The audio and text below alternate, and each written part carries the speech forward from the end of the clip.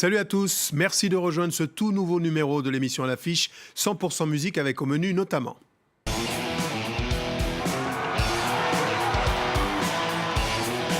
L'annonce de la tournée d'adieu du groupe Aerosmith, cette formation de rock mythique marquera une escale française.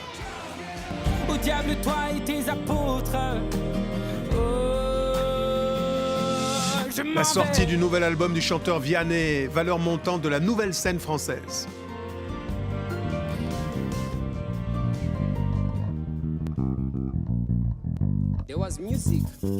La 28e édition du Festival Africolor qui cette année offre une vitrine aux artistes engagés.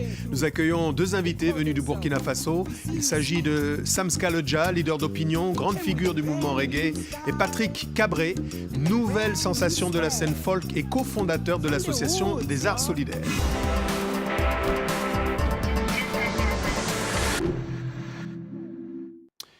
Vous regardez France 24, c'est à l'affiche. Bonjour à tous les deux. Bonjour. Alors, bienvenue en France, disais-je, donc à l'occasion de la 28e édition du Festival Africolor, qui cette année, et ce jusqu'au 24 décembre prochain, fait la part belle au mouvement citoyen et aux artistes engagés. Samska, vous êtes avec le rappeur Smokey, l'un des cofondateurs du mouvement Le Ballet Citoyen, qui s'est notamment opposé à Blaise Compaoré. Alors au Sénégal, on connaît Y en a marre. Filimbi en RDC, le Ballet Citoyen, c'est au Burkina. Est-ce que vous direz que ces mouvements citoyens sont les sentinelles quelque part de la jeunesse africaine? Ben merci.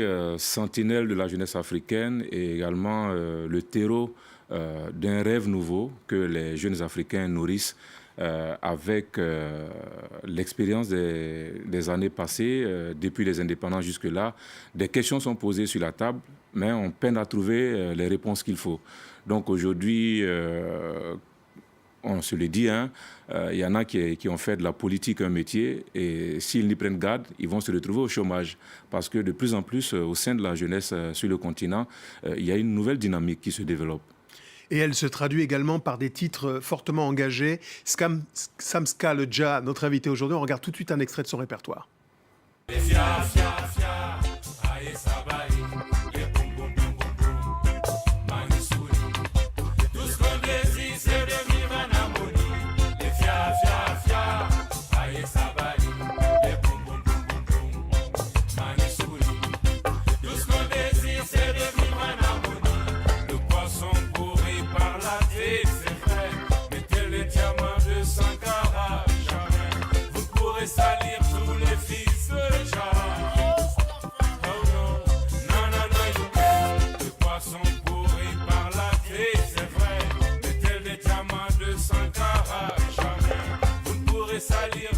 Du reggae conscient, spécial Burkina Faso, nous sommes au cœur d'Africolor.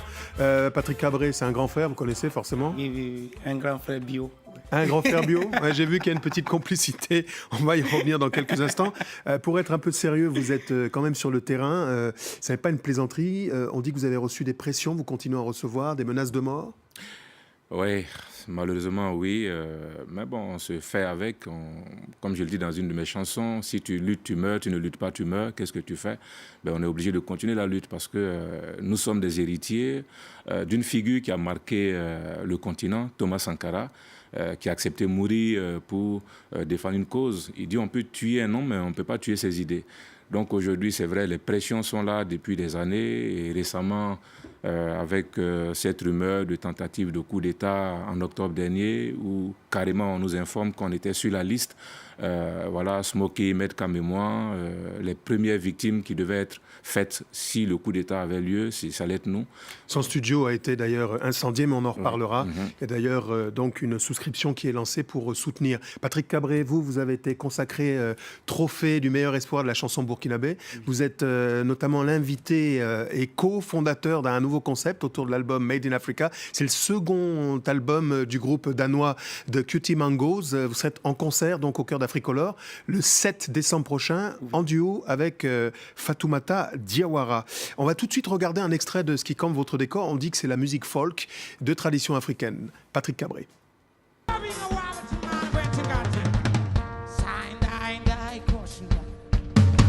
Come tell mama, yeah,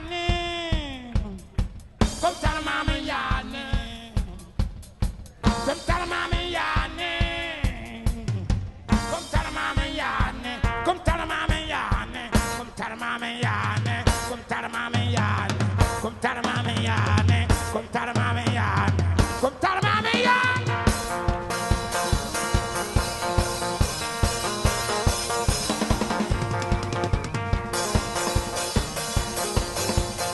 Ça pulse et c'est sur scène. Patrick Cabré en tournée française, européenne, on l'a dit, la Bellevilloise, et puis bien sûr au cœur de ce festival Africolor. L'engagement des artistes, il est réel également pour vous. On vous a vu vous intéresser à la question des réfugiés du nord du Burkina suite à ce qui s'est passé dans le Sahel, les populations en situation de handicap. La musique et l'engagement pour vous, c'est naturel. Ben oui, parce que il y a quelque chose, il y a un message à lancer, bien sûr, étant aussi avoir travaillé avec des gens comme les Samska Lega, de connaître aussi l'importance de la culture, de l'art, pour un peu faire remettre debout ceux qui sont assis et d'apporter aux réfugiés au nord du Mali où ils sont peut-être plus de 35 000 personnes et plus de 11 000 enfants. Qu'est-ce qu'il faut bien faire tout en sachant que toutes ces grandes organisations ont fouillé le lieu et à travers les arts, arriver à leur apporter encore un sourire, l'espoir et de se dire on peut y arriver, il faut juste tenir bon. La lutte contre l'illettrisme, c'est également l'un de vos combats. Concrètement, comment vous faites ? Alors, on a créé en fait ce qu'on appelle Atelier Silmandé. On peut le comparer comme ça à une pédagogie comme Montessori. L'histoire, c'est de créer les conditions pour que l'enfant vive sa propre expérience. C'est d'essayer de meubler et de rendre l'humain encore plus humain et de réparer les choses qu'on a créé qui est dommage pour les 50 ans à venir. Il cause bien, choco bien français. Hein. Donc en tant qu'aîné, vous êtes rassuré, la nouvelle génération porte le flambeau. Oui, voilà, c'était un bonheur, comme il a dit. C'est vrai, on se connaît depuis très longtemps. Il faisait mes chœurs quand je faisais les concerts. Et c'est un bonheur de voir qu'il est dans la dynamique de la lutte. Il ne faut pas venir à la musique parce que voilà, ça rapporte et puis on est là pour ambiancer les gens. Derrière l'ambiance, la musique a toujours été une arme, comme Fela l'a dit, music is power. Yeah. Donc, music is a weapon. Et il faut utiliser cette arme-là pour élever. C'est un outil de développement, la musique. Et les consciences. Yeah. Allez, un mot à présent, si vous le voulez bien, sur la tournée d'adieu dans un tout autre répertoire d'un groupe mythique de hard rock. L'annonce vient d'être faite autour des dates européennes qui raviveront donc la flamme du souvenir et raviront les fans. Les Aero Verdeci Baby se poseront du côté de la France pour une date unique et ultime. On parle bien sûr d'Aerosmith. Rendez-vous pris le 17 juin à Clisson pour les Petits Vénards. C'est en Loire-Atlantique. On regarde un extrait du teaser de la tournée et ça vous rappelle quelque chose ?